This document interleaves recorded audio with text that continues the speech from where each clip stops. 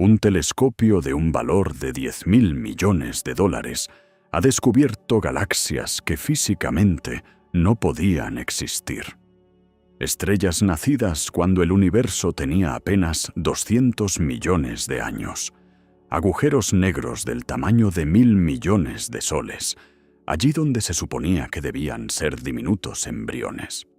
En 3 años de trabajo, James Webb ha destruido nuestra representación del cosmos de manera tan fundamental que los científicos discuten seriamente la revisión de las leyes básicas de la física. Cada día, este telescopio ve lo que no debería ver. Y hoy, analizaremos los descubrimientos más impactantes del aparato que está literalmente reescribiendo los libros de texto de astronomía ahora mismo.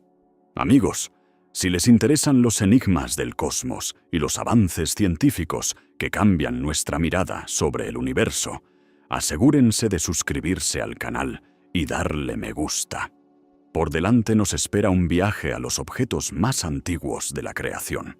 Y, créanme, cada uno de estos descubrimientos es digno de una película aparte. No se pierdan el resto de los episodios sobre cómo la ciencia está realizando una revolución literalmente ante nuestros ojos. Imaginen una máquina del tiempo. No esa de las novelas fantásticas, donde el héroe presiona un botón y aparece en el pasado. No, la máquina del tiempo real funciona de otra manera. Mira, simplemente mira hacia la oscuridad del cosmos el tiempo suficiente y con la suficiente atención. La luz viaja a una velocidad finita. Esto significa que cuanto más lejos está un objeto, más antigua es la luz que nos llega de él. Al mirar una galaxia a 1.000 millones de años luz, la vemos tal como era hace 1.000 millones de años. James Webb mira mucho, mucho más lejos. En el verano de 2024, el telescopio registró una galaxia cuya luz viajó hacia nosotros durante 13.500 millones de años. Piensen en esta cifra. El Big Bang ocurrió hace 13.800 millones de años, y esta galaxia ya existía apenas 280 millones de años después del nacimiento del propio universo. En escalas cósmicas, esto es un instante. Es como si un niño aprendiera a hablar 1 minuto después de nacer. A la galaxia la llamaron Hades-GS-Z-14-0, o abreviado MOM-Z-14. No hay nada romántico en el nombre, pero sí una fría precisión científica.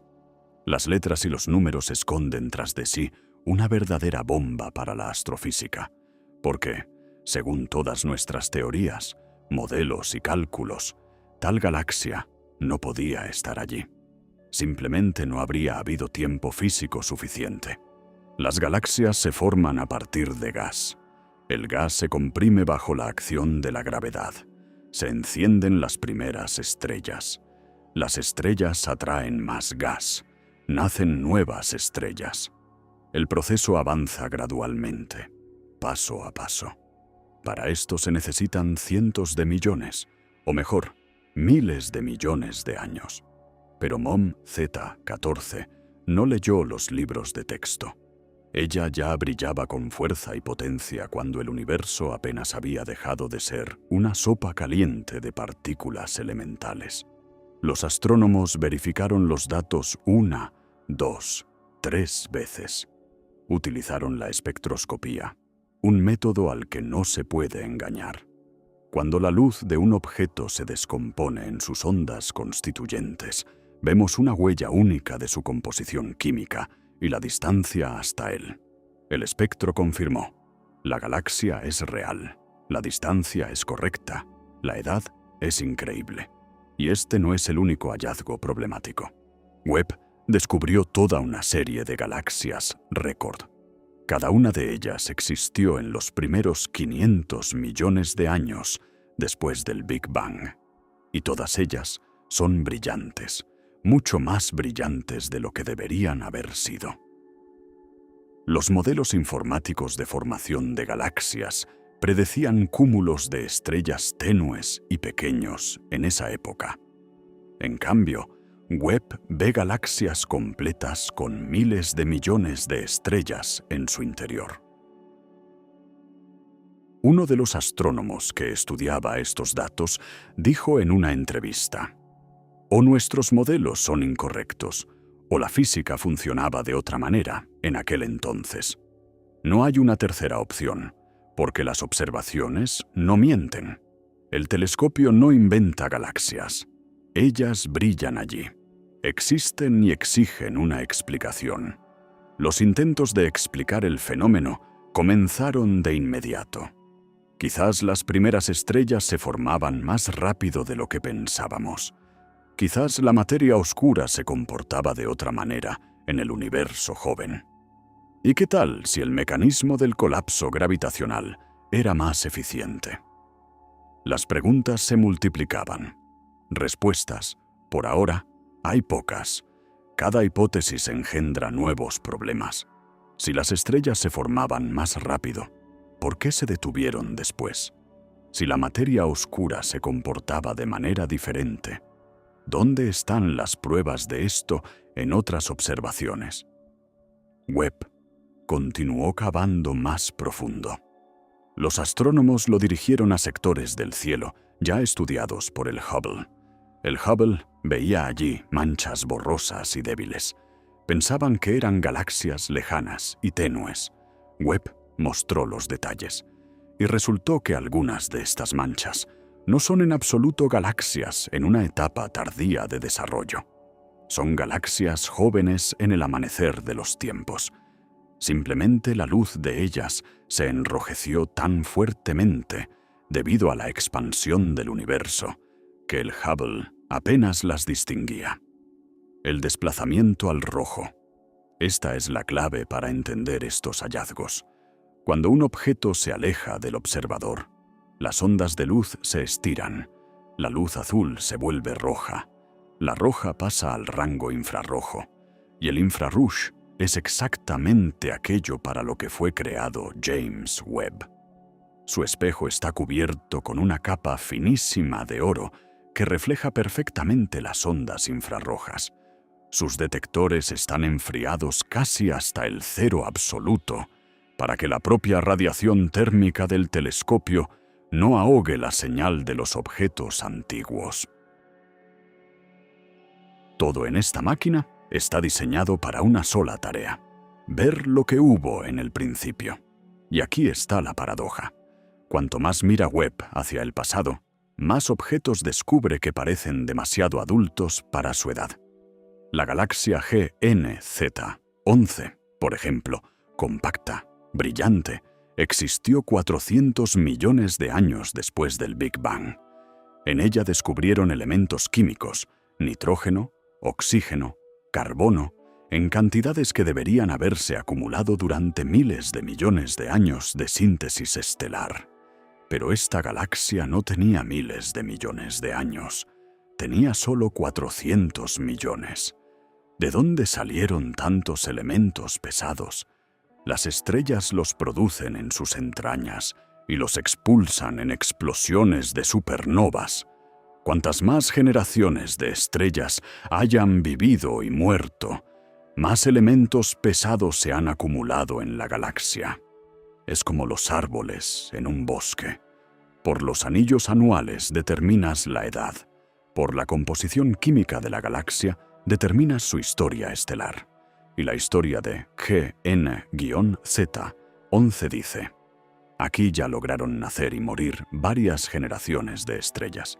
Y eso, que el propio universo apenas cumplía un pequeño porcentaje de su edad actual. Imaginen una obra en construcción. Ponen los cimientos de una casa y se van a almorzar. Regresan una hora después, y en el lugar de la excavación se alza un rascacielos terminado con inquilinos en las ventanas. Aproximadamente ese sentimiento experimentaron los cosmólogos al mirar los datos de Webb. Procesos que debían tomar miles de millones de años. De alguna manera, se ajustaron en cientos de millones. Las leyes de la física parece que nadie las canceló, pero el resultado salió tal como si las hubieran cancelado. Algunos científicos supusieron que el problema no está en las galaxias, sino en nuestros métodos de medición de distancias. Quizás estas galaxias en realidad no están tan lejos. Quizás el desplazamiento al rojo es causado no por la expansión del universo, sino por algo más. Verificaron, volvieron a verificar, utilizaron métodos independientes. Las distancias se confirmaron. Las galaxias realmente están allí, en los primeros cientos de millones de años después del Big Bang. Entonces, queda una sola cosa: revisar la teoría de la formación de galaxias y revisarla cardinalmente, porque los modelos actuales no solo se equivocan un poco, fallan por órdenes de magnitud. Esto no es una pequeña corrección en los cálculos, es un reconocimiento. Algo fundamental no entendemos sobre cómo funcionaba el universo temprano. Y ahora piensen en esto. Estas galaxias las vemos tal como eran hace 13.000 millones de años. ¿Dónde están ahora? ¿En qué se convirtieron durante las épocas pasadas? Quizás alguna de ellas se convirtió en un cúmulo gigante, similar a nuestra Vía Láctea. O quizás hace mucho chocaron con vecinas y se fusionaron en una única superestructura. No lo sabemos, porque la luz de su estado actual llegará a nosotros dentro de miles de millones de años, si es que llega, considerando la expansión acelerada del universo. Ese es el precio del conocimiento. Vemos el pasado, vemos el comienzo, pero el presente de estos objetos para nosotros permanecerá por siempre un misterio. Ellos están allí, en una lejanía impensable, continuando su evolución. Nacen estrellas, explotan supernovas, tal vez surge la vida. Y nosotros miramos sus fotografías infantiles e intentamos predecir por ellas cómo se volvieron adultos. Pero incluso estas fotografías infantiles son tan extrañas que nos obligan a dudar de todo lo que sabíamos sobre la infancia del universo.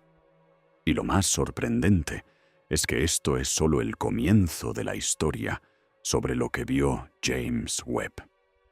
Las galaxias antiguas son un enigma en sí mismas, pero dentro de ellas se esconde un misterio aún mayor: los agujeros negros. No los agujeros negros ordinarios que se forman tras el colapso de estrellas masivas. Hablamos de monstruos, de agujeros negros supermasivos con masas de millones y miles de millones de soles. Y ellos también resultaron estar donde no debían estar. En el centro de casi cada galaxia grande vive un agujero negro así. En el centro de nuestra Vía Láctea duerme un monstruo llamado Sagitario A estrella. 4 millones de masas solares comprimidas en un punto. Una masa enorme, pero se acumuló durante miles de millones de años. El agujero negro absorbía gradualmente la sustancia, crecía, ganaba peso. El proceso es lento. Tuvo suficiente tiempo. La Vía Láctea tiene unos 13.000 millones de años. Ahora regresemos al universo temprano. James Webb encontró galaxias activas, cuásares, que existían entre 500 y 700 millones de años después del Big Bang. En sus centros rugen agujeros negros supermasivos, y no versiones infantiles de unos pocos miles de masas solares. No, allí hay gigantes completos, miles de millones de masas solares. ¿Cómo lograron crecer tanto en tan poco tiempo? Un agujero negro tiene un límite de velocidad de crecimiento. Se llama límite de Eddington. Cuando un agujero negro devora materia, ésta se calienta a temperaturas monstruosas y comienza a brillar. La presión de esta radiación empuja la sustancia circundante. Se produce un equilibrio. El agujero negro no puede absorber materia más rápido de cierta velocidad. De lo contrario, él mismo empujará lejos su comida. Este límite está rígidamente ligado a la masa del agujero negro. Cuanto más pesado es, más puede comer, pero aún así con limitación. Los astrofísicos calcularon que, si tomamos un agujero negro de masa estelar, digamos 10 soles, y le permitimos crecer a la velocidad máxima posible, sin violar el límite de Eddington, en 700 millones de años acumulará como máximo unas pocas decenas de miles de masas solares, quizás 100.000 en condiciones muy afortunadas, pero de ninguna manera 1.000 millones. Las matemáticas no cuadran, la física no lo permite. Y sin embargo, Webb muestra. Están allí. Un cuásar en la galaxia Canucks LRDZ 8,6. El agujero negro en su centro tiene cientos de millones de masas solares. La edad del sistema es de 570 millones de años, después del Big Bang. El espectro de radiación muestra que el agujero negro está absorbiendo materia activamente ahora mismo. El gas a su alrededor gira a velocidades enormes, señales de potente radiación ionizante. Todo indica un monstruo en crecimiento en pleno almuerzo. ¿De dónde salió? Hay varias opciones, y todas problemáticas.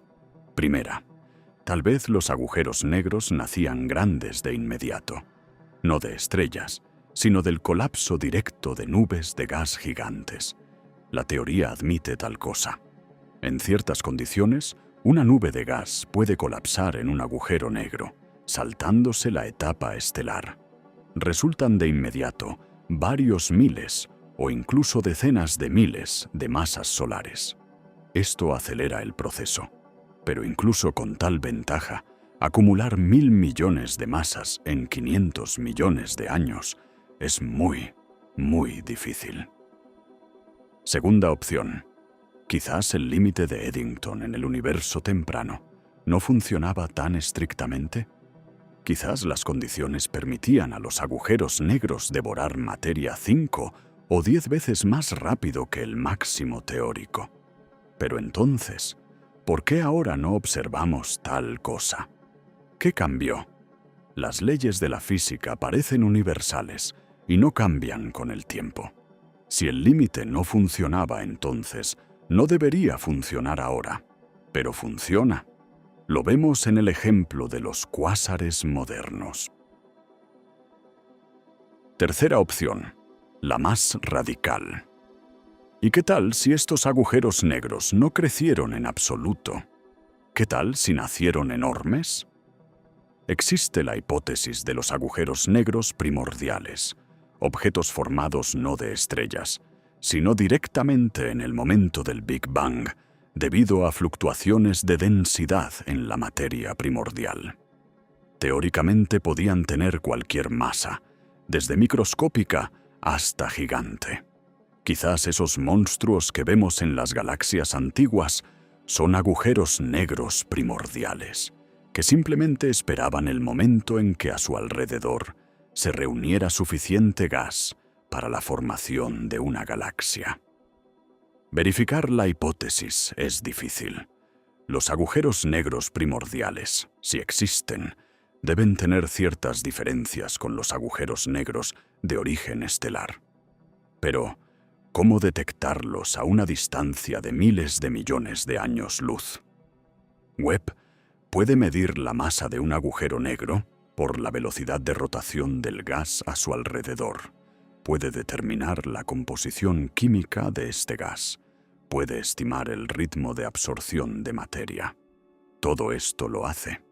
Pero una forma directa de decir, este agujero negro es primordial y aquel es de una estrella, por ahora no existe. Mientras los científicos discuten sobre teorías, Webb continúa encontrando nuevos ejemplos. Se ha descubierto toda una población de los llamados pequeños puntos rojos. En las imágenes se ven exactamente así. Diminutas manchas rojizas. Al principio pensaban que eran simplemente galaxias lejanas, muy enrojecidas por la distancia. Luego miraron más atentamente. Resultó que dentro de estos puntos se esconden núcleos compactos y brillantes, señal de un agujero negro activo. El análisis espectral mostró líneas características de radiación: hidrógeno calentado a millones de grados, intensa radiación ultravioleta, rápida rotación del gas.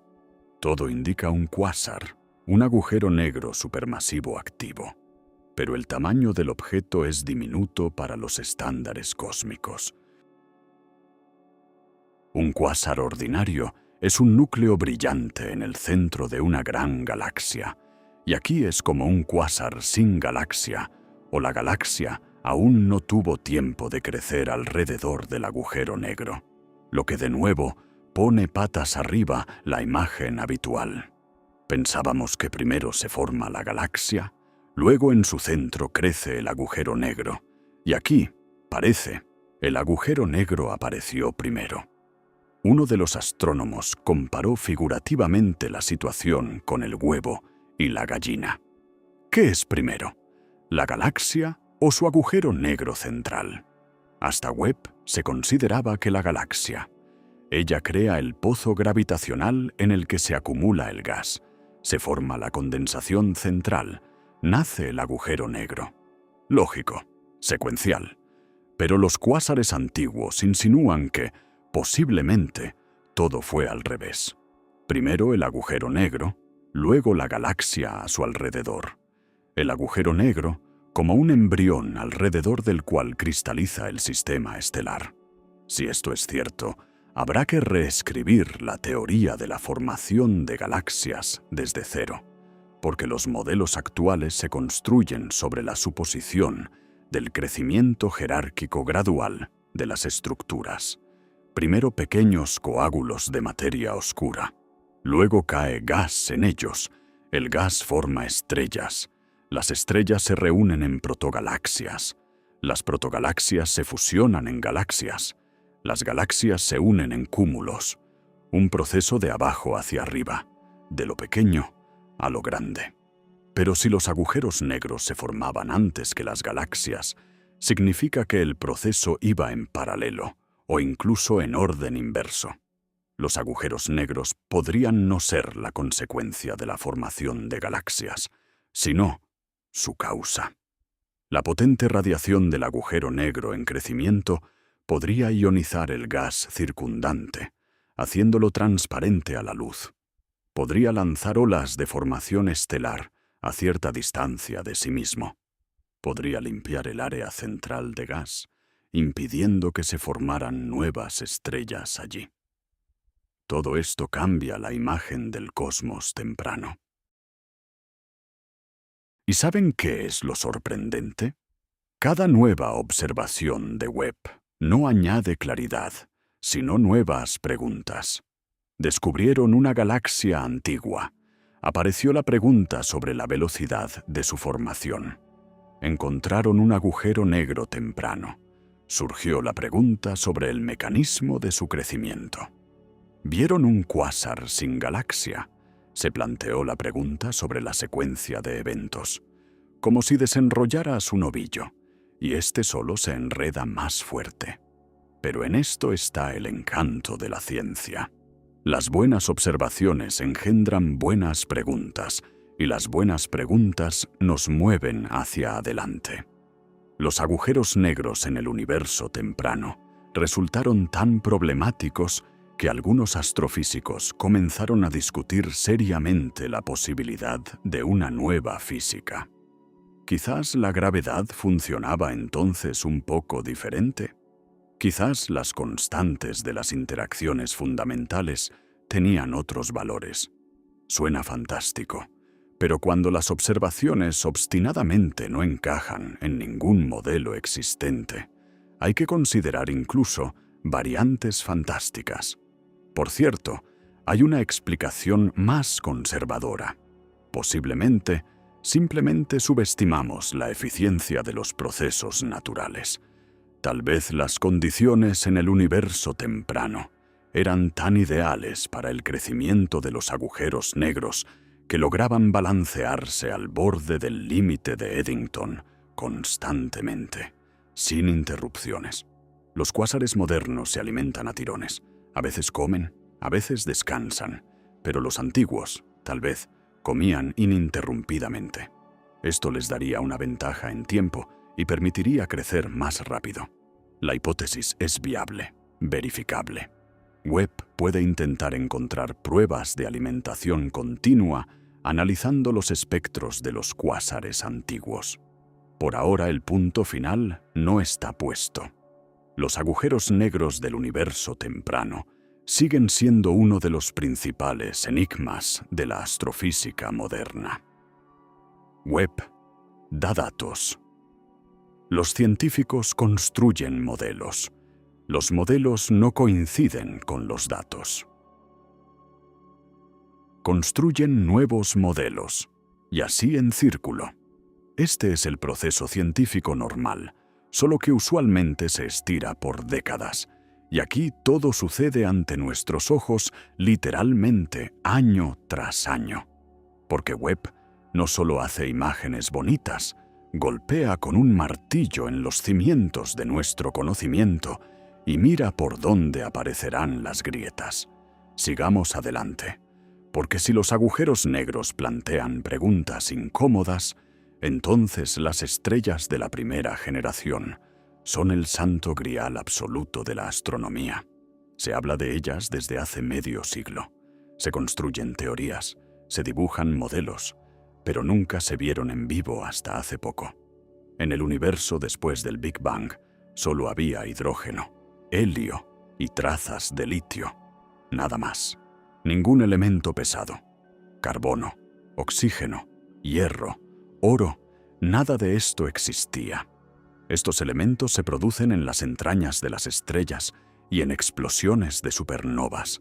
Significa que las primeras estrellas se formaban de la materia primordial más pura, solo hidrógeno y helio.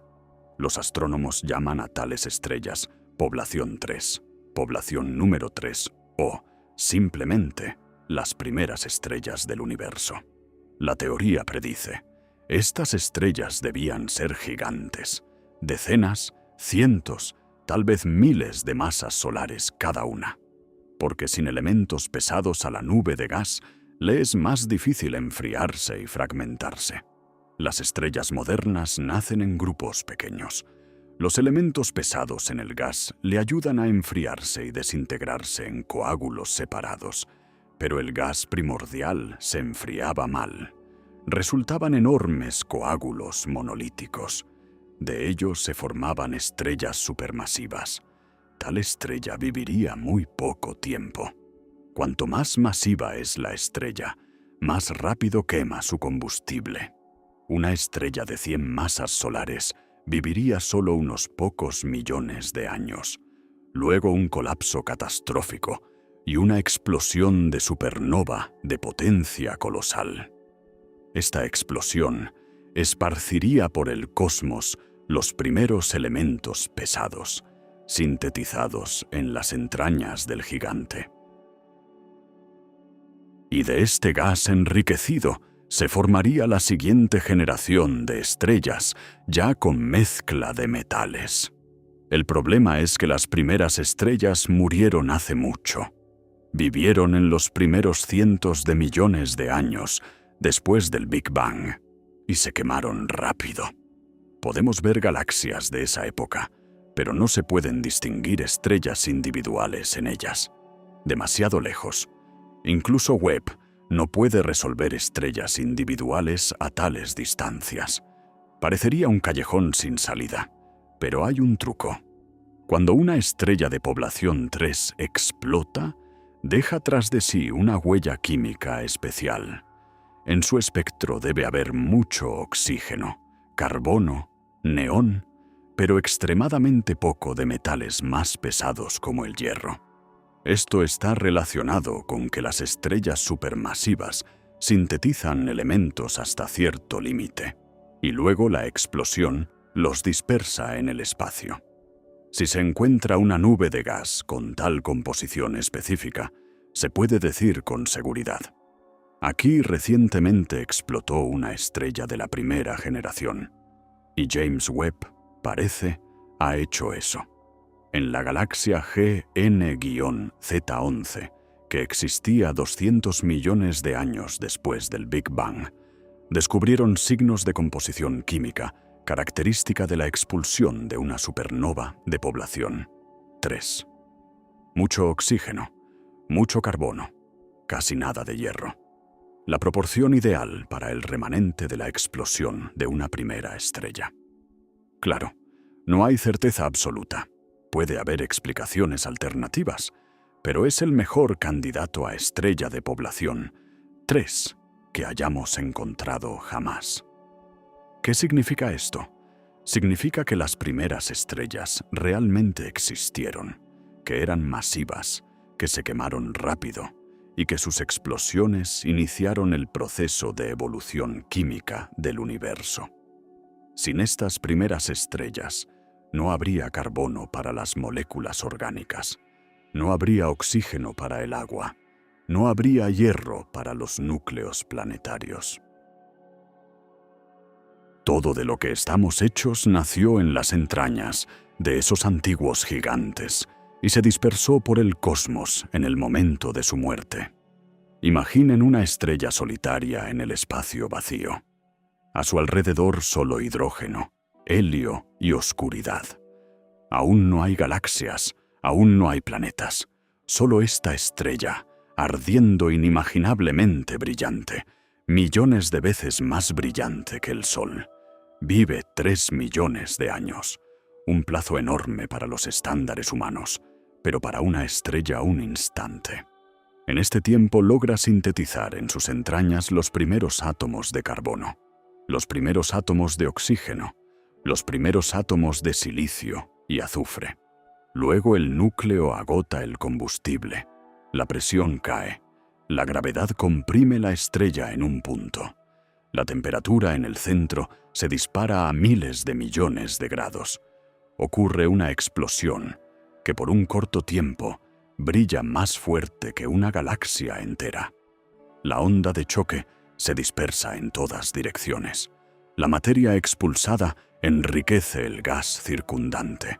Y en este gas enriquecido, dentro de millones de años, se encenderán nuevas estrellas. Ya no gigantes, estrellas de la segunda, tercera, 10ª generación. Estrellas en cuyos sistemas se formarán planetas. Planetas en los que, tal vez, surgirá la vida. Toda esta cadena comenzó con una estrella, con una explosión. Webb vio las huellas de esa primera explosión.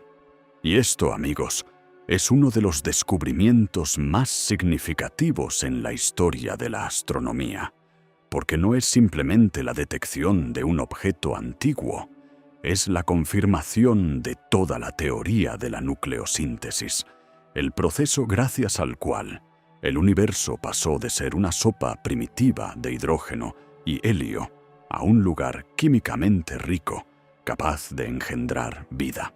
Encontramos las raíces de nuestra propia existencia. Encontramos la estrella que murió para que nosotros pudiéramos nacer. Claro, los científicos son cautelosos. Hablan de candidatos, de probabilidades, de la necesidad de confirmaciones adicionales, pero los datos impresionan. El espectro coincide demasiado bien con las predicciones. La composición química corresponde demasiado exactamente a los modelos. La edad de la galaxia encaja idealmente para la época de las primeras estrellas. Todo cuadra. Y si esto es realmente el remanente de la explosión de una estrella de población 3, significa que literalmente vemos el acto de creación de la materia. Reflexionen por un segundo. Los átomos de carbono en su cuerpo alguna vez nacieron en las entrañas de una estrella. No el Sol, él es demasiado joven, sino alguna estrella que explotó hace miles de millones de años. Su explosión esparció el carbono en el cosmos. Este carbono entró en la composición de una nube de gas y polvo. La nube se comprimió y engendró el Sol con los planetas. El carbono llegó a la Tierra, se convirtió en parte de moléculas orgánicas. Las moléculas evolucionaron, y al final se formó el ser humano, compuesto de polvo estelar.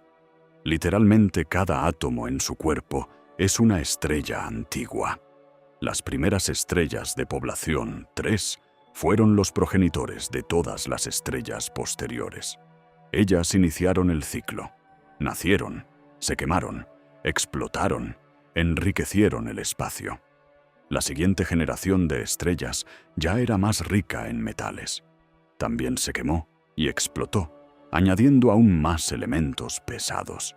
Y así, generación tras generación, hasta que apareció el Sol, una estrella de tercera o cuarta generación, en cuyo sistema resultó haber suficientes elementos pesados para la formación de planetas rocosos tipo Tierra y para el surgimiento de la vida.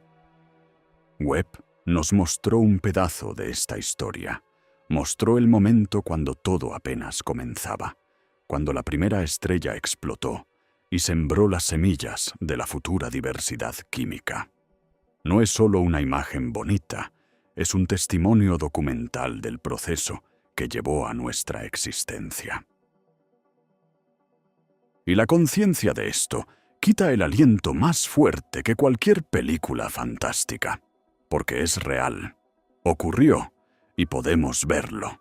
Pero el universo no termina en las galaxias lejanas y las estrellas antiguas.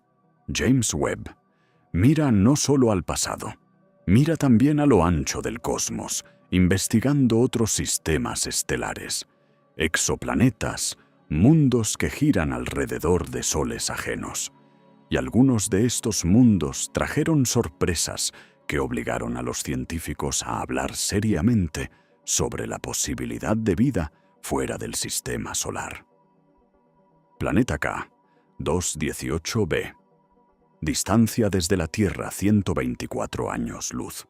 Para los estándares cósmicos es el patio vecino. El planeta pertenece a la clase de los subneptunos, objetos de tamaño intermedio entre la Tierra y Neptuno. Tales planetas no existen en el sistema solar, pero en el universo hay muchos. La masa de K, 218b, es aproximadamente 9 veces mayor que la terrestre. Gira en la zona habitable de su estrella, no demasiado cerca, no demasiado lejos. Teóricamente, en su superficie puede existir agua líquida. Webb apuntó sus instrumentos a este planeta y comenzó a analizar su atmósfera. ¿Cómo se analiza la atmósfera a una distancia de más de 100 años luz? El método se llama espectroscopía de tránsito. Cuando el planeta pasa frente a su estrella, parte de la luz estelar pasa a través de la atmósfera del planeta. Las moléculas en la atmósfera absorben ciertas longitudes de onda. Webb registra esta luz, la descompone en un espectro y busca huellas de absorción. Por las líneas de absorción se puede determinar qué moléculas están presentes en la atmósfera. Y esto es lo que se descubrió en la atmósfera de K218b. Metano, dióxido de carbono, vapor de agua. Por sí mismas estas moléculas no son únicas. Hay metano en Titán, dióxido de carbono en Venus y Marte, vapor de agua en las nubes de Júpiter. Pero la combinación de las tres en la atmósfera de un planeta de la zona habitable ya es interesante, porque en la Tierra es precisamente tal combinación la que está ligada en parte a la vida. El metano en la atmósfera terrestre lo producen bacterias. El vapor de agua es resultado de la evaporación de los océanos. El dióxido de carbono se libera al respirar y en la descomposición de materia orgánica. Claro, todos estos gases pueden formarse también sin vida. El metano se libera de los volcanes. El agua se evapora de cualquier superficie a la temperatura adecuada. El dióxido de carbono es producto del vulcanismo y reacciones químicas en la corteza. Pero aún así, La combinación de estas tres moléculas en ciertas proporciones puede insinuar procesos biológicos. Y luego encontraron algo más: sulfuro de dimetilo, una molécula con la fórmula 2 átomos de carbono, 6 átomos de hidrógeno y un átomo de azufre. En la Tierra, el sulfuro de dimetilo lo producen las algas marinas. Son ellas las que dan el característico olor a mar. Por sí mismo, el sulfuro de dimetilo en la atmósfera es extremadamente inestable. Se destruye rápido bajo la acción de la radiación ultravioleta y la reacción con el oxígeno. Para que esté presente en cantidades notables, se necesita una fuente constante. En la Tierra esa fuente es la vida. Y en K218b, los primeros informes sobre el sulfuro de dimetilo provocaron una tormenta de emociones. Los titulares en los medios gritaban: hallados rastros de vida en otro planeta. Los científicos llamaban a la cautela. El asunto es que la certeza en la detección del sulfuro de dimetilo no es del 100%. Las líneas espectrales son débiles, pueden ser un artefacto del procesamiento de datos o resultado de la superposición de líneas de otras moléculas. Se necesitan observaciones repetidas, mediciones más precisas, confirmaciones independientes. Repitieron la observación, y aquí comenzó la confusión. Un grupo de científicos confirmó la presencia de sulfuro de dimetilo. Otro no encontró pruebas convincentes.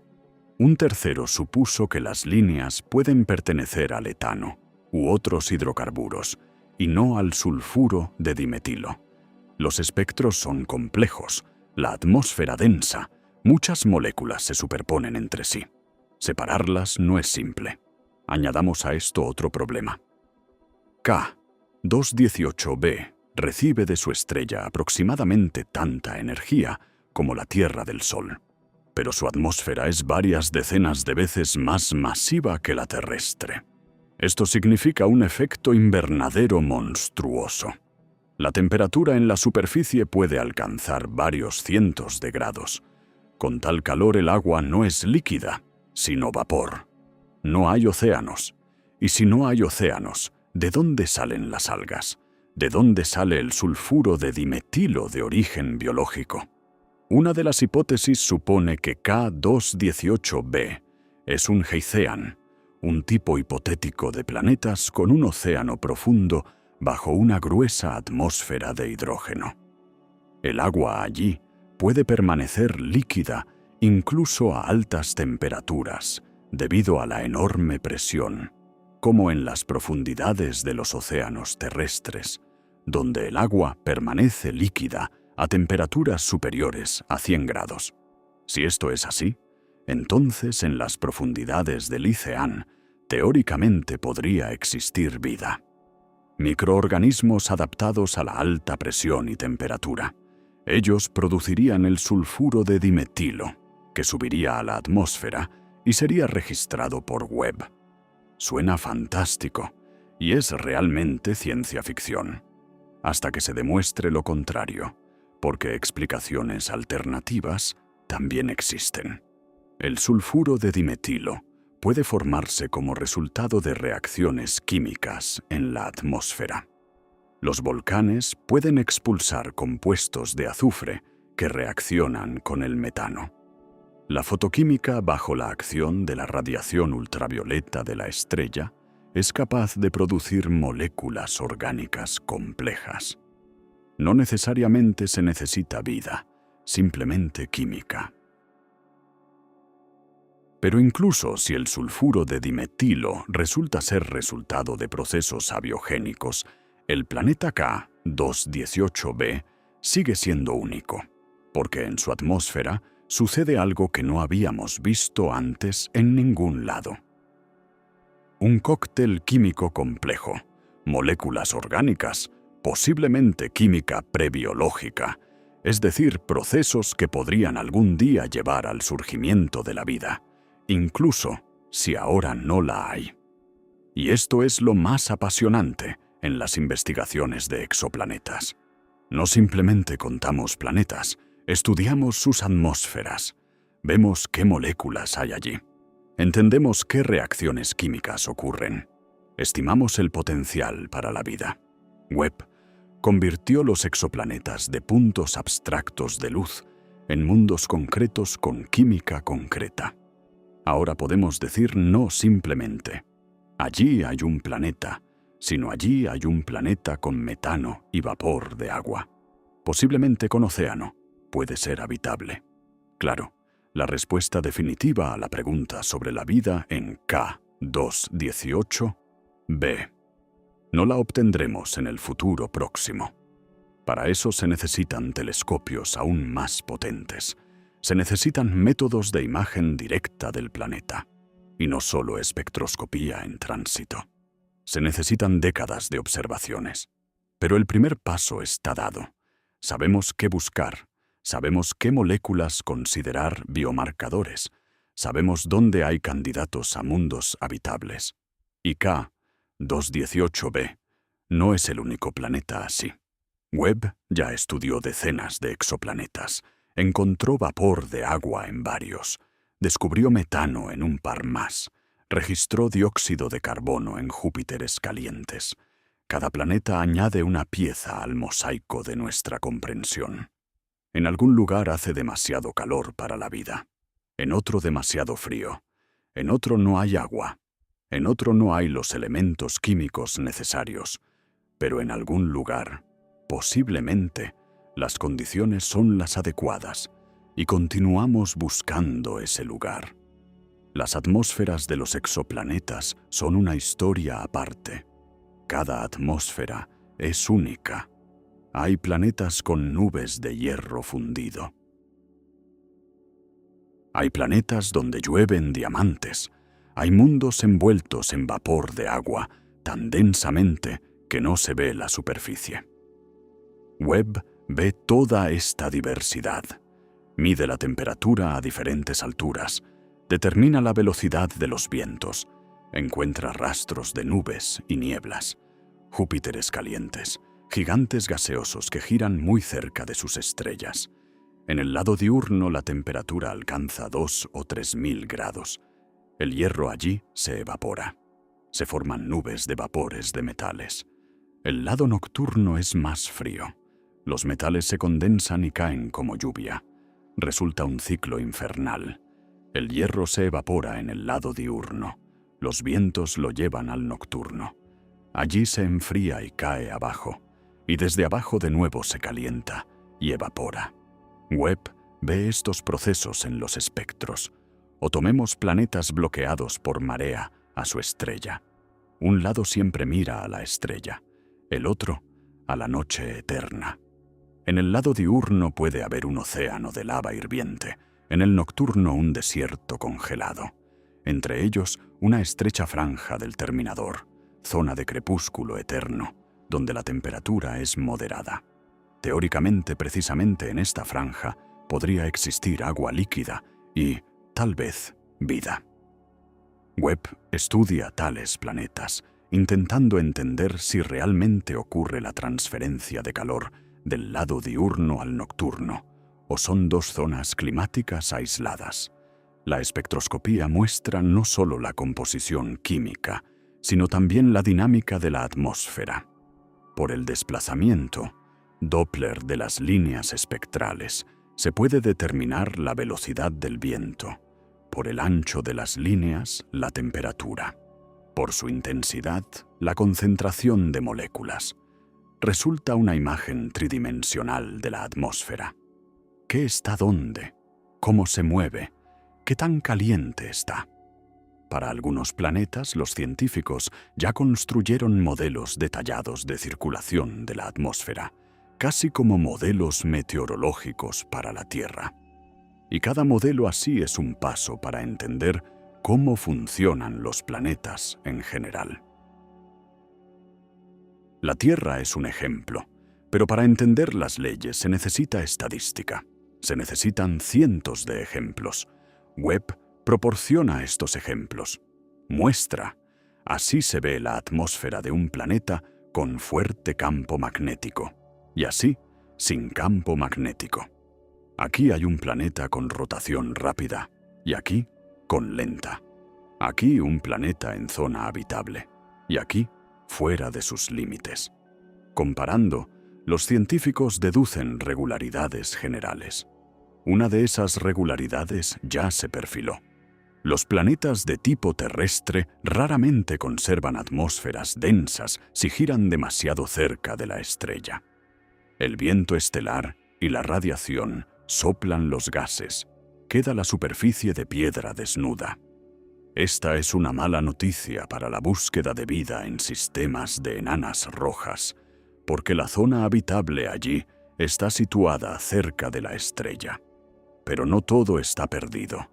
Algunos planetas se las arreglan para retener la atmósfera, incluso en tales condiciones. Posiblemente tienen un potente campo magnético que protege del viento estelar, o son lo suficientemente masivos para que la gravedad retenga los gases. Hay muchos matices. Webb mide estos matices para cada planeta, uno tras otro, construye estadística.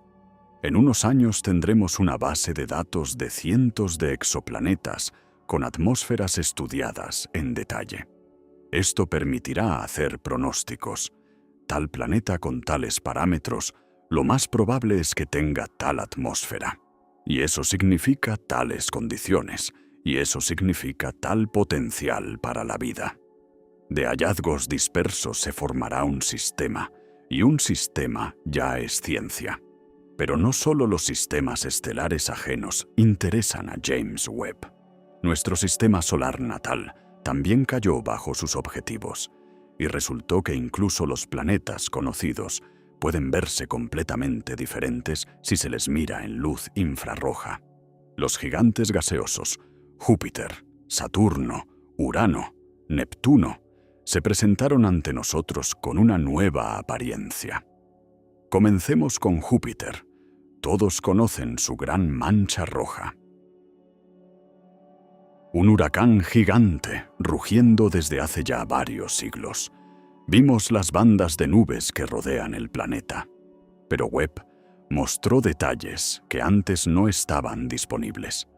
Ve la atmósfera de Júpiter en el rango infrarrojo, y eso significa que ve el calor.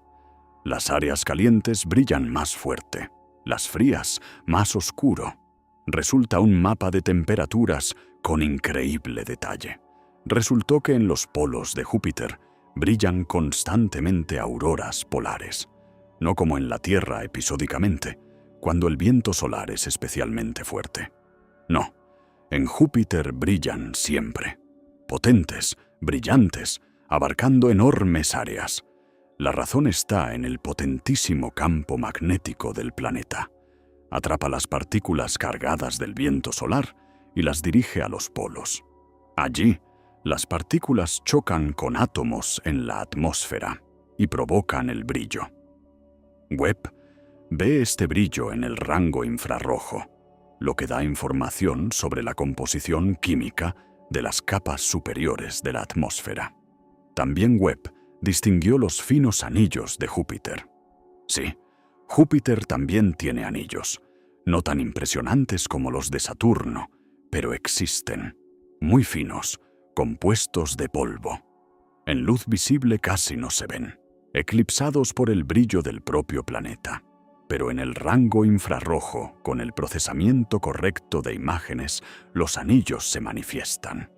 Ahora conocemos mejor su estructura, sabemos de qué se componen. Podemos construir teorías sobre su origen. Saturno es una historia aparte. Sus anillos son conocidos por todos. Pero cuando Webb miró a Saturno, la imagen salió extraña. El disco mismo del planeta se veía oscuro, casi negro, y los anillos dorados, brillantes.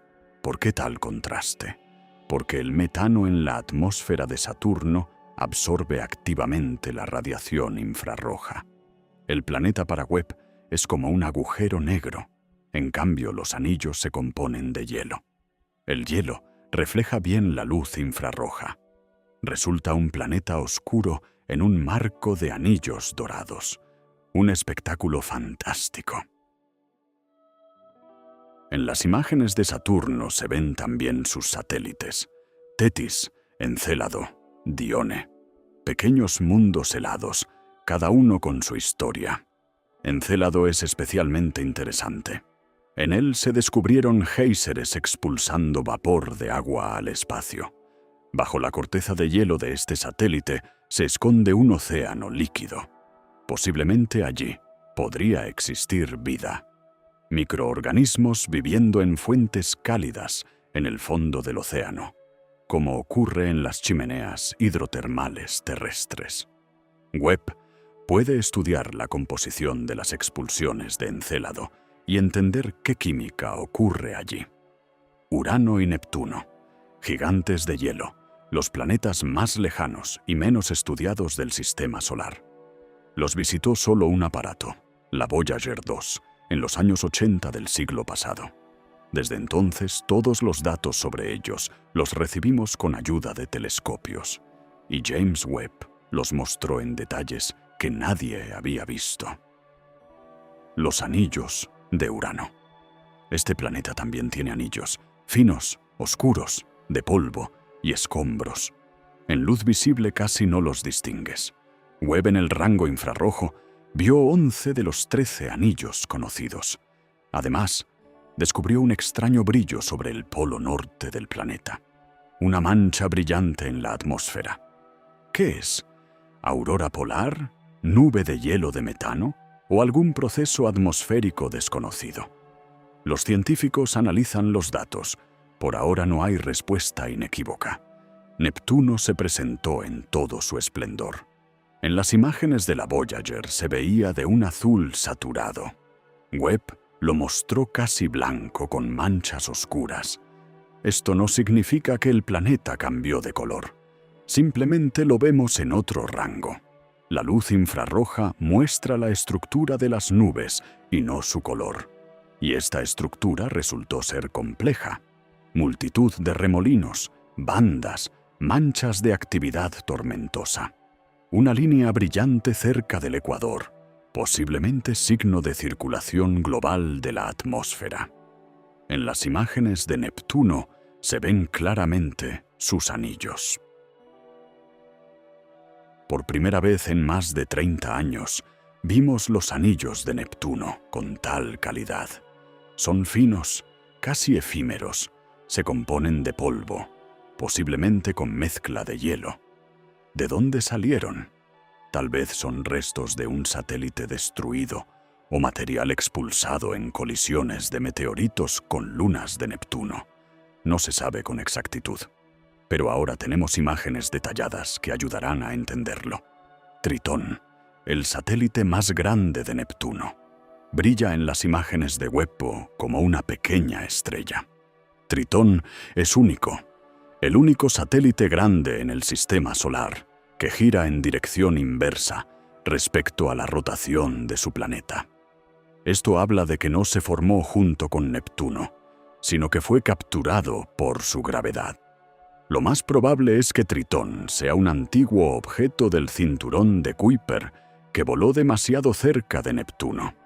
En Tritón se descubrieron criovolcanes, no volcanes ordinarios expulsando lava, sino de hielo, expulsando nitrógeno líquido o metano. Bajo la superficie de Tritón puede haber un océano. Las fuerzas de marea de Neptuno calientan las entrañas del satélite, impidiendo que el agua se congele completamente.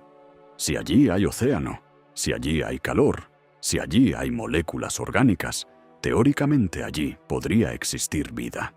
Claro, es un sí muy grande, pero el hecho mismo de que tal pregunta se pueda plantear en serio ya es un logro de la ciencia. Webb puede estudiar las atmósferas de los planetas gigantes a diferentes profundidades. Ve no solo la capa de nubes, sino también lo que hay debajo. La radiación infrarroja penetra a través de las nubes de metano y amoníaco, permitiendo mirar en las capas inferiores de la atmósfera. Allí hay otra química, otras temperaturas, otros procesos. Comparando datos sobre diferentes alturas, los científicos construyen modelos tridimensionales de circulación atmosférica. Estos modelos son necesarios no solo para entender a Júpiter o Saturno, son necesarios para entender a los planetas gigantes en general, porque los gigantes gaseosos son el tipo de planetas más común en el universo, al menos entre los que detectamos. Estudiando la atmósfera de Júpiter, aprendemos a entender las atmósferas de miles de exoplanetas gigantes. Las regularidades descubiertas aquí son aplicables allá. La física es una para todos. Y esto es lo asombroso. Incluso los planetas de nuestro sistema solar, que estudiamos hace más de un siglo, todavía están llenos de sorpresas. Cada nueva herramienta revela nuevos detalles. Webb nos mostró a Júpiter con auroras polares permanentes, a Saturno con estructuras nubosas invisibles, a Urano con un extraño brillo sobre el polo, a Neptuno con una banda brillante en el ecuador. Todo esto estuvo allí siempre, pero no lo veíamos. No había herramienta. Ahora la hay, y vemos. Los anillos de los planetas gigantes no son solo bonitos adornos. Es un laboratorio para estudiar los procesos de formación de sistemas planetarios. Cada anillo guarda una historia. Historia de colisiones, historia de satélites destruidos, historia de danzas gravitacionales entre el planeta y su entorno. Y Webb lee esta historia en luz infrarroja. Los anillos de Saturno son los más famosos y brillantes, pero incluso con ellos, no todo es tan simple. Mucho tiempo se consideró que los anillos eran antiguos. Se formaron junto con el planeta hace miles de millones de años.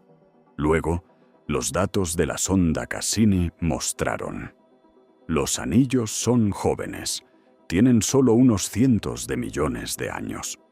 Esto es reciente para los estándares cósmicos. Significa que los anillos son resultado de una catástrofe relativamente fresca. Tal vez un gran satélite se destruyó al acercarse demasiado a Saturno, o un cometa entró en el sistema y fue desgarrado por las fuerzas de marea. Webb ve en los anillos detalles que antes era imposible distinguir. Finas brechas, ondas de densidad, lugares donde la gravedad de los satélites crea perturbaciones en el anillo. Todo esto permite reconstruir la dinámica del sistema, entender cómo las partículas de hielo interactúan entre sí, cómo la gravedad forma estructuras, cómo funciona la mecánica de los anillos. Es interesante que los anillos de Saturno no son homogéneos. Hay tramos de hielo puro, hay tramos con mezcla de piedra y polvo, hay anillos densos, casi opacos, y hay enrarecidos, a través de los cuales se ve el planeta. Cada anillo tiene su órbita, su velocidad de rotación, su masa. No se fusionan en una estructura única gracias a las resonancias gravitacionales con los satélites. Los satélites pastores, con su gravedad, retienen los anillos en bandas estrechas, impidiendo que se dispersen. En Urano los anillos son muy diferentes, oscuros, estrechos, casi invisibles. Los descubrieron solo en el año 77, cuando Urano pasaba frente a una estrella lejana, y los anillos eclipsaron su luz. Desde entonces los estudiaron episódicamente. Webb dio la primera imagen detallada en el rango infrarrojo. Resultó que los anillos de Urano se componen de material muy oscuro. Posiblemente son compuestos orgánicos, ennegrecidos bajo la acción de la radiación cósmica o carbono en alguna forma. Esto los distingue cardinalmente de los anillos de hielo de Saturno. ¿Por qué tal diferencia? Tal vez el asunto está en la historia de formación. Saturno se encuentra más cerca del Sol. Allí hay más hielo. Urano más lejos. Allí había más materia orgánica inicialmente. O tal vez la diferencia está en cómo se formaron los anillos. Si los anillos de Saturno son resultado de la destrucción de un satélite de hielo, y los anillos de Urano, restos de un cometa capturado, rico en materia orgánica, entonces las diferencias en la composición son explicables. Pero son hipótesis, no lo sabemos con exactitud. Neptuno también tiene anillos, los más tenues y lejanos de todos. Hasta Webb los vieron solo una vez. La Voyager 2 voló cerca e hizo algunas imágenes. Durante más de 30 años, los astrónomos no pudieron obtener nuevas imágenes detalladas. Demasiado lejos, demasiado tenue. Webb cambió la situación. Sus sensibles detectores infrarrojos captaron el débil brillo de los anillos de Neptuno. Ahora vemos su estructura. Vemos que los anillos no son homogéneos. Hay tramos más densos, hay enrarecidos, hay arcos, extrañas concentraciones de material en ciertos tramos de la órbita. ¿Qué son estos arcos? Usualmente el material en el anillo se distribuye uniformemente por la órbita. La gravedad y las colisiones de partículas nivelan la densidad. Pero en los anillos de Neptuno hay lugares donde se acumuló más sustancia, como si alguien hubiera juntado el polvo en montoncitos y los hubiera puesto por el círculo. La teoría explica esto con resonancias gravitacionales con el satélite Galatea. Su órbita es cercana a la órbita de uno de los anillos, y la gravedad crea puntos estables donde el material se acumula. Pero los mecanismos detallados aún se estudian. Los anillos no son estructuras estáticas. Viven, cambian, las partículas chocan, se rompen, se pegan. Los satélites los perturban con la gravedad. Los meteoritos entran y añaden nuevo material. Algunas partículas pierden energía y caen al planeta. Otras, al contrario, ganan energía y vuelan al espacio. Los anillos evolucionan, y al observarlos ahora, vemos solo un momento en la larga historia de sus cambios. Pero los anillos no son todo el sistema solar. Hay multitud de cuerpos menores que también cayeron bajo la atenta mirada de Webb. Asteroides, cometas, objetos del cinturón de Kuiper. Cada uno de ellos es una cápsula del tiempo, guardando información sobre la formación del sistema solar. El asteroide Psyche es un objeto único. Se compone casi totalmente de metal, hierro y níquel. Se considera que es el núcleo desnudo de una protoplaneta que alguna vez existió entre Marte y Júpiter, pero fue destruida por colisiones en el sistema solar temprano.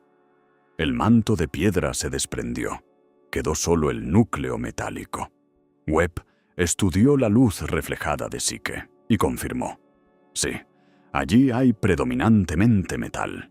Esto da una oportunidad única de mirar dentro de un planeta sin perforarlo, porque no tenemos forma de llegar al núcleo de la Tierra. Está bajo 3000 kilómetros de manto candente.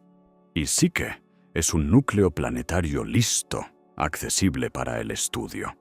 Centauros, una clase de objetos cuyas órbitas discurren entre Júpiter y Neptuno. Ocupan una posición intermedia entre los asteroides del sistema interno y los objetos del cinturón de Kuiper. Uno de ellos, Quirón, se convirtió en objetivo de observaciones de Webb.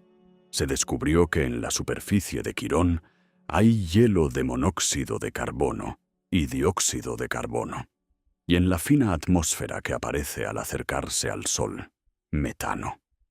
Esto habla de que los centauros realmente provienen de las regiones frías más allá de Neptuno y fueron expulsados a la parte interna del sistema por perturbaciones gravitacionales. Cometas, mensajeros de las profundidades del sistema solar, se formaron lejos del Sol, donde hacía frío y las sustancias volátiles podían condensarse. Cuando un cometa se acerca al Sol, los hielos en su superficie comienzan a evaporarse, formando la coma y la cola. Webb observó varios cometas y descubrió en sus expulsiones complejas moléculas orgánicas: formaldehído, metanol, etano, acetileno, bloques de construcción de la química orgánica. Esto confirma la hipótesis de que los cometas pudieron traer la materia orgánica a la Tierra joven, iniciando el proceso que al final llevó a la aparición de la vida. Uno de los cometas, un huésped interestelar que voló al sistema solar desde otro sistema estelar. Webb logró estudiarlo mientras volaba cerca. La composición química resultó parecida a los cometas de nuestro sistema. Esto insinúa que los procesos de formación de cometas son universales. En otros sistemas estelares ocurre lo mismo que en el nuestro. Una misma física, una misma química, y eso significa que la materia orgánica está distribuida en el universo más ampliamente de lo que pensábamos. Cinturón de Kuiper, una enorme región más allá de la órbita de Neptuno, poblada por miles de cuerpos helados. Plutón es el más famoso de ellos, aunque ahora se considera planeta enano. Webb estudió varios objetos del cinturón de Kuiper y descubrió en sus superficies diversidad de hielos: hielo de agua, hielo de metano, hielo de nitrógeno, hielo de dióxido de carbono.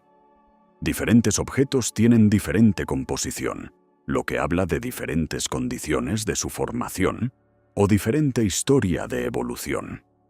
Algunos objetos del cinturón de Kuiper tienen sus propios satélites, pequeñas lunas girando alrededor de planetas enanos. Estudiando sus órbitas se puede determinar la masa del cuerpo central, estudiando sus espectros, entender de qué se componen. Resultó que muchos de estos sistemas se formaron no como planetas clásicos, sino por vía de captura o colisiones. El cinturón de Kuiper no es un remanso tranquilo. Allí ocurrían y ocurren colisiones, expulsiones, capturas, un medio dinámico. Y todo esto es nuestro sistema solar, conocido, estudiado, parecería. Pero cada nueva herramienta muestra. Sabemos de él menos de lo que pensábamos. Los cuerpos menores guardan secretos de la formación del sistema. Los anillos de los planetas cuentan su historia. Los satélites insinúan la posibilidad de vida en lugares inesperados. Incluso en la casa natal quedan rincones inexplorados. Y ahora dirijámonos a una de las clases de objetos más hermosos que observa Webb: nebulosas, nubes de gas y polvo brillando en el cosmos, lugares de nacimiento de estrellas, lugares de muerte de estrellas, lugares donde la química del cosmos hace milagros. La nebulosa de Orión, la cuna estelar más famosa, visible incluso a simple vista como una mancha borrosa bajo el cinturón de Orión. En realidad, es una nube gigante de gas, dentro de la cual, justo ahora, nacen cientos de nuevas estrellas. El Hubble mostró imágenes impresionantes de Orión. Webb fue más lejos. Su visión infrarroja penetró a través del polvo, opaco para la luz visible, y mostró la estructura interna de la nebulosa. Allí vieron discos protoplanetarios, nubes planas de gas y polvo girando alrededor de estrellas jóvenes. Precisamente de tales discos se forman los planetas. Webb distinguió decenas de discos de diferente tamaño y en diferentes etapas de desarrollo. Algunos apenas comenzaron a formarse, otros ya son lo suficientemente densos para que en ellos nazcan planetas. Esta es una oportunidad única de ver el proceso de nacimiento de sistemas planetarios en tiempo real. En el centro de la nebulosa de Orión se encuentra un grupo de estrellas jóvenes masivas, el trapecio de Orión. Estas estrellas emiten potente ultravioleta que ioniza el gas circundante y lo obliga a brillar. Webb ve cómo la radiación ultravioleta destruye los discos protoplanetarios alrededor de las estrellas cercanas al trapecio. Los discos se evaporan bajo el embate de la radiación. Los planetas allí no tienen oportunidad de formarse. Condiciones duras, pero en las afueras de la nebulosa, lejos de las estrellas masivas, los discos viven y se desarrollan tranquilos. Allí, las condiciones son ideales para la formación de sistemas planetarios. Suficiente material, no demasiada radiación, temperatura moderada. Webb observa estos discos, estudia su composición química, encuentra moléculas de agua, encuentra materia orgánica, todo lo necesario para futuros planetas y, tal vez, para la vida futura. Los pilares de la creación, famosa estructura en la nebulosa del Águila. El Hubble los convirtió en una imagen de culto. 3 pilares gigantes de gas y polvo, dentro de los cuales se forman nuevas estrellas. Webb volvió a fotografiar los pilares de la creación en luz infrarroja. El resultado asombró. Se manifestaron detalles que antes no se veían. Dentro de los pilares se descubrieron nodos de densidad aumentada, embriones de futuras estrellas. Estrellas en las etapas más tempranas de formación, que aún no iniciaron reacciones termonucleares. Los bordes de los pilares están iluminados por la radiación de estrellas jóvenes calientes cercanas. Esta radiación destruye lentamente los pilares, evaporando el gas. El proceso toma millones de años, pero avanza. Algún día los pilares desaparecerán, nuevas estrellas se encenderán y su cuna se disipará en el espacio. Observamos un momento en este proceso, una fotografía con duración de millones de años, comprimida en un instante de observación. Nebulosas planetarias, resultado de la muerte de estrellas tipo Sol. Cuando tal estrella agota el combustible, desprende las capas externas. Las capas vuelan al espacio, formando una hermosa estructura alrededor del núcleo moribundo. Webb observó varias nebulosas planetarias y descubrió en ellas una increíble diversidad de formas. Hay esféricas, hay bipolares con expulsiones en 2 direcciones opuestas, hay estructuras multicapa complejas. Una de las nebulosas NGC 3132. Webb y la inteligencia artificial ayudaron a los científicos a ver detalles antes ocultos. Anillos de materia desprendidos por la estrella en diferentes etapas de su evolución. Cada anillo corresponde a un episodio separado de pérdida de masa, como los anillos anuales de un árbol, solo que en escalas cósmicas. Contando los anillos, se puede reconstruir la historia de los últimos miles de años de vida de la estrella. En el centro de la nebulosa planetaria siempre se encuentra una enana blanca, el denso núcleo caliente de la exestrella. Es del tamaño de la Tierra, pero con la masa del Sol, densidad monstruosa. Una cucharadita de materia de enana blanca pesaría varias toneladas. La enana blanca emite ultravioleta, que obliga a la capa desprendida a brillar. Sin esta radiación, la nebulosa sería invisible. Webb estudia la composición química de las nebulosas planetarias. Encuentra allí elementos sintetizados en las entrañas de la estrella antes de la muerte. Carbono, nitrógeno, oxígeno. Estos elementos ahora viajan en el cosmos y algún día entrarán en la composición de nuevas estrellas y planetas. El ciclo de la materia en el universo. Las estrellas nacen, viven, mueren y entregan su material a la siguiente generación. Remanentes de supernovas son nebulosas de otro tipo, resultado de la explosión de una estrella masiva. Cuando una estrella más pesada que 8 masas solares agota el combustible, su núcleo colapsa y ocurre una explosión catastrófica. Las capas externas vuelan a una velocidad enorme de 1000 kilómetros por segundo. Se forma una nube en expansión de gas incandescente. Webb observa varios remanentes de supernovas y ve ondas de densidad, frentes de choque, tramos de diferente temperatura. En estos remanentes nacen elementos pesados: oro, platino, uranio. Todo lo que es más pesado que el hierro se sintetiza solo en explosiones de supernovas. Increíbles temperaturas y presiones en el momento de la explosión crean condiciones para reacciones nucleares que producen los elementos más pesados de la tabla periódica. El oro en sus joyas nació en la explosión de una supernova. El uranio en el reactor nuclear también de allí. Sin supernovas, estos elementos no existirían en el universo. Nubes moleculares, gigantescas acumulaciones de gas y polvo, de las cuales se forman las estrellas. La nube de camaleón es una de esas. Webb estudió su composición y encontró allí multitud de moléculas orgánicas: metanol, formaldehído, acetaldehído, ácido fórmico, incluso sulfuro de carbonilo, una molécula compleja que contiene carbono, oxígeno y azufre. Toda esta riqueza de química orgánica existe en la nube fría, mucho antes de la formación de estrellas y planetas. ¿Qué significa esto? Significa que las moléculas orgánicas no son rareza en el universo. Se forman por vía natural en nubes interestelares.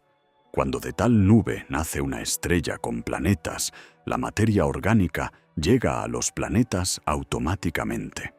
No se necesitan condiciones especiales, no se necesitan milagros, simplemente el curso normal de los eventos. Y si la orgánica está en todas partes, significa que el potencial para la vida también está en todas partes. Claro, de las moléculas orgánicas a la célula viva hay un paso gigante. Pero el primer paso ya está dado por la naturaleza, sin ninguna participación de la vida. Las moléculas se juntaron solas. Ahora la pregunta es, ¿solo en qué condiciones estas moléculas podrán unirse en algo más complejo? Y la respuesta a esta pregunta la buscamos estudiando planetas en zonas habitables. Pero volvamos a las profundidades del cosmos, porque allí Webb hace observaciones que utilizan el propio universo como herramienta. Hablamos de las lentes gravitacionales. Einstein predijo: un objeto masivo curva el espacio-tiempo a su alrededor. La luz que pasa cerca de tal objeto se curva. Si entre nosotros y una fuente lejana de luz se encuentra un cúmulo masivo de galaxias, su gravedad actúa como una lente. Enfoca la luz de la fuente lejana, amplificándola y distorsionando la imagen. Resulta un efecto de telescopio espacial, creado por la propia naturaleza. Webb utiliza activamente las lentes gravitacionales para estudiar los objetos más lejanos. Sin el efecto de lente, muchas de las galaxias antiguas serían demasiado tenues para distinguirlas. Pero cuando su luz es amplificada decenas o incluso cientos de veces por un cúmulo masivo de galaxias en primer plano, se vuelven disponibles para observaciones. Resulta un doble beneficio. Vemos el objeto más brillante y lo vemos con mayor aumento. Una de las lentes gravitacionales más masivas es el cúmulo Max J 04167. Su gravedad es tan fuerte que la luz de las galaxias detrás de él se curva en arcos y anillos. Webb observó este cúmulo y descubrió tras él multitud de galaxias antiguas que existían entre 500 y 700 millones de años después del Big Bang. Sin el efecto de lente gravitacional, no las habríamos visto. Demasiado lejos, demasiado tenue. Es interesante que la lente gravitacional no solo amplifica la luz, sino que también crea múltiples imágenes de un mismo objeto. La luz de una galaxia lejana puede pasar por varios caminos diferentes alrededor de la lente. Cada camino crea su imagen. Como resultado, vemos una galaxia de inmediato en varios lugares del cielo. Los astrónomos utilizan esto para verificar modelos de lente gravitacional y para estimar la distribución de materia oscura en el cúmulo lente. Porque las galaxias visibles en el cúmulo son solo parte de la masa. La masa principal es materia oscura, que no vemos directamente, pero su gravedad también participa en el efecto de lente.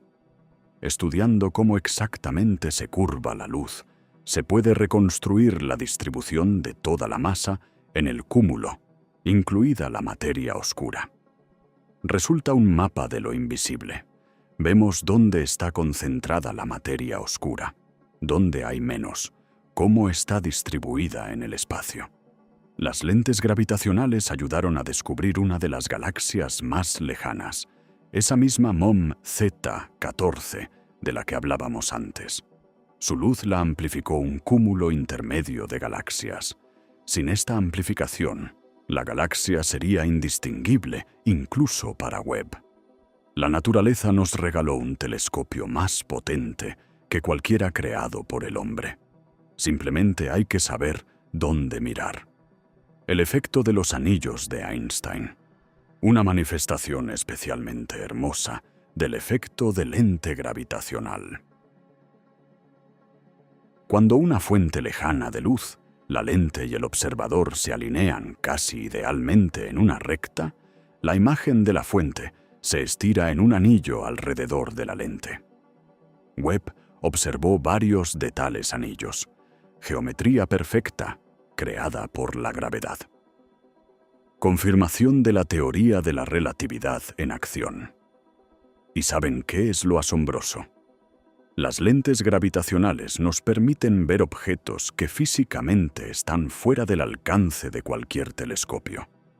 Si no fuera por el efecto de lente, no habríamos sabido de la existencia de muchas galaxias antiguas. Habrían permanecido para siempre ocultas en la oscuridad. Pero el universo se ilumina a sí mismo. Las estructuras masivas enfocan la luz de objetos lejanos y nos los muestran. Como si el cosmos quisiera que lo estudiáramos, proporciona herramientas. Solo hay que saber usarlas. Y entre las galaxias vistas a través de lentes gravitacionales, se encontraron verdaderas rarezas. Galaxias que crecen no como se debe. Galaxias invertidas. Una galaxia ordinaria se forma del centro a los bordes. Primero se forma un núcleo denso de estrellas viejas. Luego, a su alrededor, crece un disco de estrellas más jóvenes. El proceso va de adentro hacia afuera. El centro de la galaxia siempre es más viejo que su periferia. Este es el modelo estándar, confirmado por observaciones de miles de galaxias. Webb encontró una galaxia que hace todo al revés. Hades-GS-Z14-0. Nombre largo, historia corta. La galaxia existía 700 millones de años después del Big Bang, y en ella, las nuevas estrellas se formaban más rápido en los bordes que en el centro. Al revés, ¿cómo sucedió eso? El análisis espectral mostró: en el centro de la galaxia las estrellas son más viejas y hay menos. En los bordes más jóvenes y hay más. La formación estelar va de afuera hacia adentro, como si a la galaxia la hubieran volteado al revés. Los teóricos intentan explicar el fenómeno. Tal vez el gas en el centro ya se gastó en la primera ola de formación estelar, y luego la afluencia de gas fresco desde afuera inició una nueva ola en la periferia, o el agujero negro central con su radiación suprimió la formación de nuevas estrellas en el núcleo, y todo el proceso se desplazó a los bordes. Lo importante es que tales galaxias existen, y esto cambia la representación sobre la diversidad de caminos de evolución de las galaxias. No todas van por el escenario estándar. Hay excepciones, hay una ruta alternativa de desarrollo. El universo aborda la formación de estructuras creativamente. La galaxia invertida no es la única rareza. Webb descubrió galaxias con núcleos dobles, 2 concentraciones de estrellas en una galaxia. Es signo de una fusión reciente de 2 galaxias. El proceso de fusión dura millones de años. Primero las galaxias se acercan, luego pasan una a través de la otra. La gravedad mezcla las estrellas. Las galaxias pierden energía en la interacción de marea y regresan para una segunda colisión, luego para una tercera. Al final los núcleos se fusionan en uno, pero vemos el momento cuando 2 núcleos aún están separados. Un cuadro congelado de una película sobre una colisión galáctica. En el universo temprano, las fusiones de galaxias ocurrían más a menudo. Las galaxias estaban más cerca entre sí. El espacio no tuvo tiempo de expandirse tanto para separarlas a grandes distancias. Resultado: multitud de interacciones activas. Las galaxias chocan, se fusionan, intercambian materia. Este proceso inicia olas de formación estelar. El gas se comprime en la colisión. Se forman nuevas estrellas. Las galaxias crecen. Algunas de las galaxias antiguas descubiertas por Webb muestran signos de intensa formación estelar. Los ritmos de nacimiento de nuevas estrellas son cientos de veces más altos que en las galaxias modernas, tipo Vía Láctea.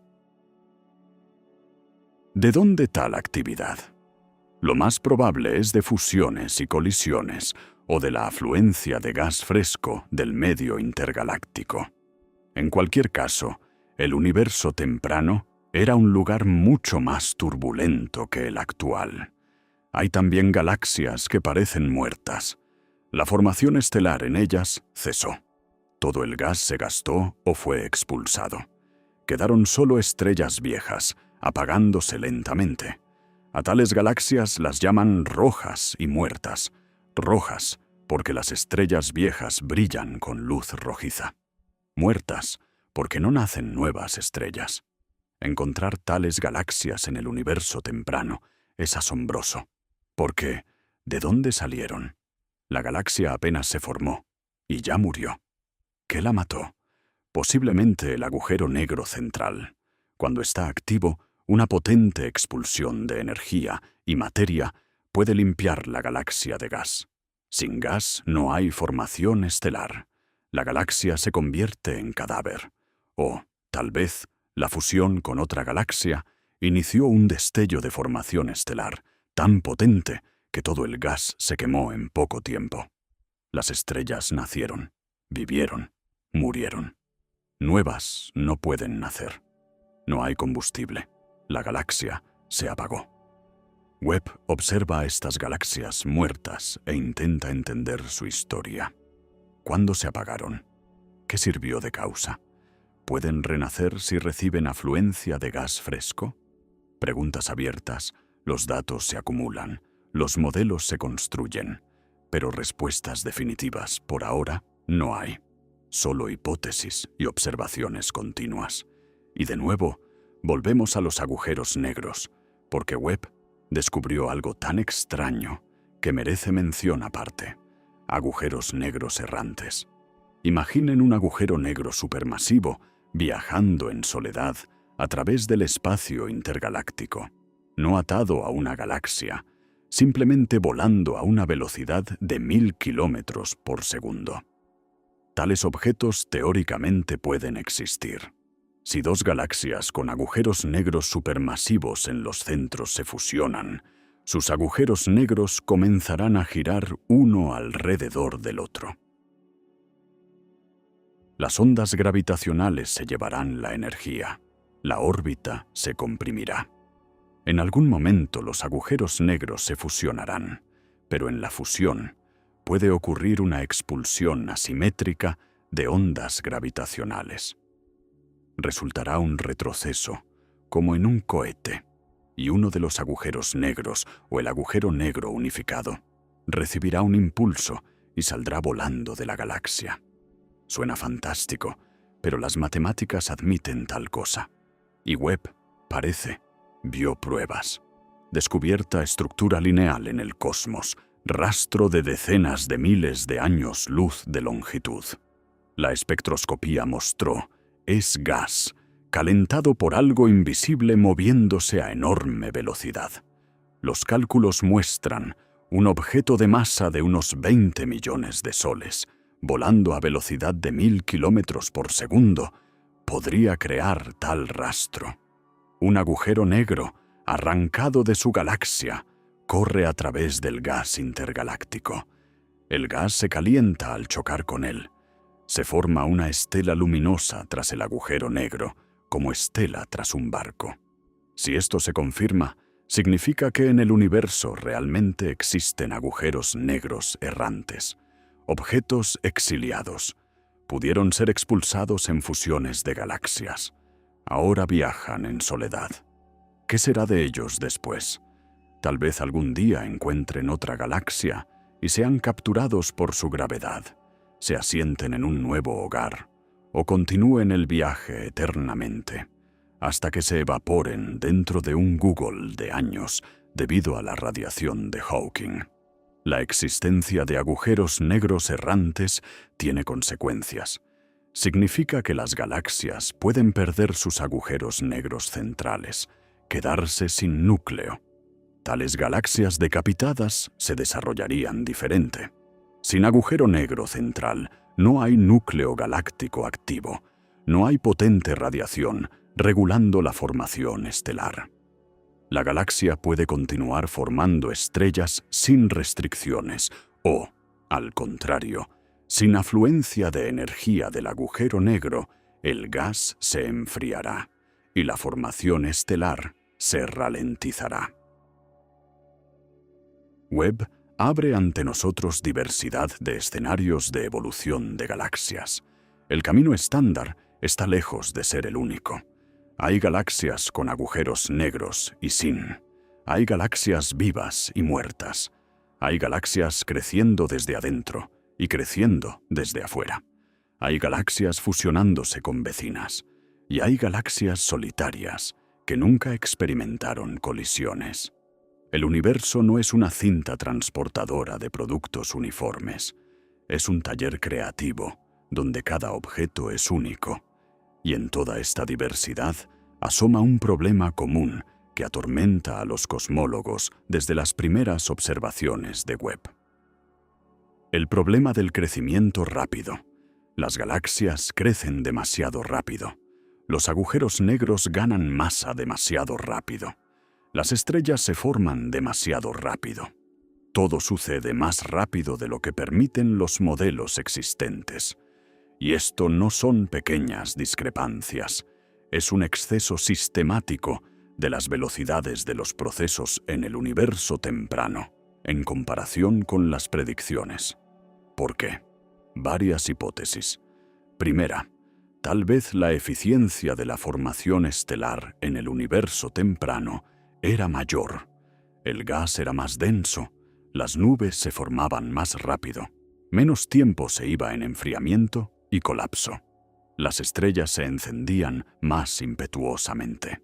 Si es así, hay que revisar los modelos de formación de estrellas, añadir nuevos factores, considerar condiciones que antes considerábamos insignificantes. Segunda hipótesis. Materia oscura.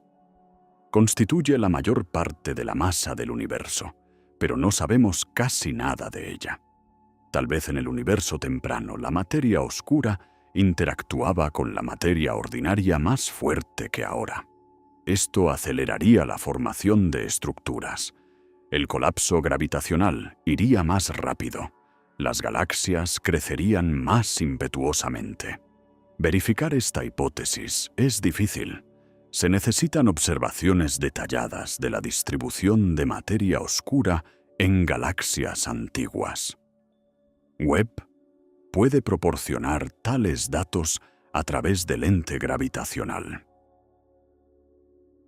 Tercera hipótesis, la más radical. Tal vez nuestro modelo cosmológico no es correcto. El modelo estándar, lambda CDM, Supone cierta densidad de materia y energía oscura en el universo, cierta velocidad de expansión, cierta historia de crecimiento de estructuras. Este modelo funcionaba excelente para explicar el universo moderno, pero tal vez no describe correctamente el universo temprano. Tal vez las constantes eran otras. Tal vez actuaban fuerzas o campos adicionales que ahora no existen. Suena como herejía. El modelo estándar es la base de la cosmología. Lo confirman decenas de observaciones independientes. Radiación de fondo, distribución de galaxias, expansión acelerada del universo. Todo cuadra. Pero Webb muestra, en los primeros cientos de millones de años después del Big Bang, algo iba no según el plan. Las galaxias eran demasiado grandes, los agujeros negros demasiado masivos, las estrellas demasiado viejas. Los científicos no se apresuran a renunciar al modelo estándar. Primero hay que verificar todas las demás explicaciones. Tal vez el asunto está en errores sistemáticos de observaciones. Tal vez el desplazamiento al rojo está medido inexactamente. Tal vez el brillo de las galaxias está sobreestimado debido a factores no considerados. Hay una cuidadosa reverificación de datos, observaciones repetidas, mediciones independientes. Por ahora todo se confirma. Las galaxias realmente son así de brillantes, los agujeros negros realmente así de masivos. El problema es real. Si el problema no se resuelve refinando modelos de formación de estrellas o considerando nuevas propiedades de la materia oscura, habrá que mirar más profundo, revisar suposiciones fundamentales. No es el colapso de la cosmología, es su desarrollo. La ciencia funciona así. La observación pone en duda la teoría. La teoría se corrige, aparecen nuevas predicciones, se verifican con nuevas observaciones. Espiral del conocimiento. Webb juega en este proceso un papel clave. Proporciona datos que antes no existían, datos que no se pueden ignorar. Galaxias a una distancia de 13.000 millones de años luz no es teoría, es un hecho. Su brillo, masa, composición química están medidos, fijados, publicados. Ahora la tarea de los teóricos es explicar estos hechos, construir modelos que predigan exactamente lo que ve Webb. Y posiblemente en el proceso de esta explicación descubramos una nueva física, nuevas partículas, nuevos campos, nuevas interacciones. La historia de la ciencia está llena de ejemplos cuando la discrepancia de observaciones con la teoría llevaba a grandes descubrimientos. La discrepancia de la órbita de Mercurio con la mecánica newtoniana llevó a la teoría general de la relatividad.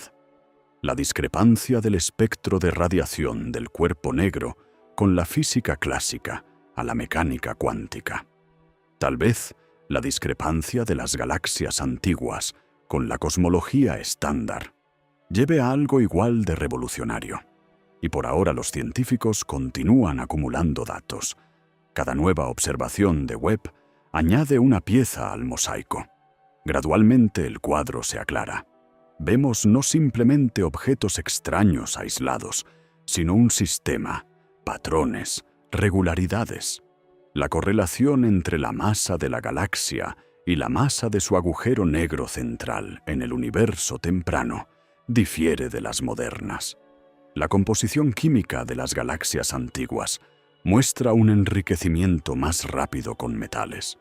Los ritmos de formación estelar dependen del entorno de manera diferente que en el universo tardío. Todos estos detalles son importantes. De ellos se compone la comprensión. No de inmediato, no en un año y no en 2. Webb trabajará décadas. En este tiempo se acumulará un enorme macizo de datos.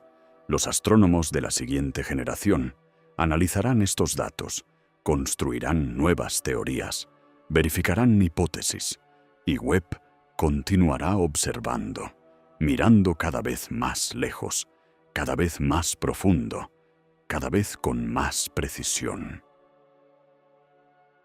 ¿Saben qué es lo más asombroso en toda esta historia? Hace 100 años pensábamos que el universo es solo la Vía Láctea. Otras galaxias las considerábamos nebulosas dentro de nuestro sistema. Hace 50 años estábamos seguros de que entendemos cómo se forman las estrellas y planetas. Hace 20 años construíamos modelos del universo temprano que parecían fiables, y cada vez una nueva herramienta mostraba. Nos equivocábamos, no en detalles, fundamentalmente. James Webb hace lo mismo justo ahora, destruye la ilusión de comprensión. Y en esto está su valor principal, porque la verdadera ciencia comienza no con respuestas, sino con el reconocimiento honesto. No lo sabemos. Galaxias antiguas, agujeros negros masivos, orgánica en nubes interestelares. Todo esto son piezas de un rompecabezas que apenas comenzamos a armar. La imagen en la caja falta. Ni siquiera sabemos cuántas piezas hay en total. Simplemente juntamos lo que encontramos y esperamos algún día ver el sentido. Posiblemente, dentro de 100 años los astrónomos mirarán nuestras teorías y se asombrarán de cómo podíamos creer en esto. Aparecerán nuevos telescopios, se abrirán nuevos hechos, nacerán nuevas preguntas, y esto es hermoso, porque el universo es infinitamente más complejo que cualquiera de nuestras representaciones sobre él. Cada descubrimiento no es un punto final, sino una invitación a cavar más profundo. Gracias por estar conmigo en este viaje. Si les interesa a dónde llevará a la humanidad este camino del conocimiento, suscríbanse al canal y denle me gusta. Por delante nos esperan aún multitud de historias sobre cómo el cosmos pone en duda todo lo que pensábamos sobre él.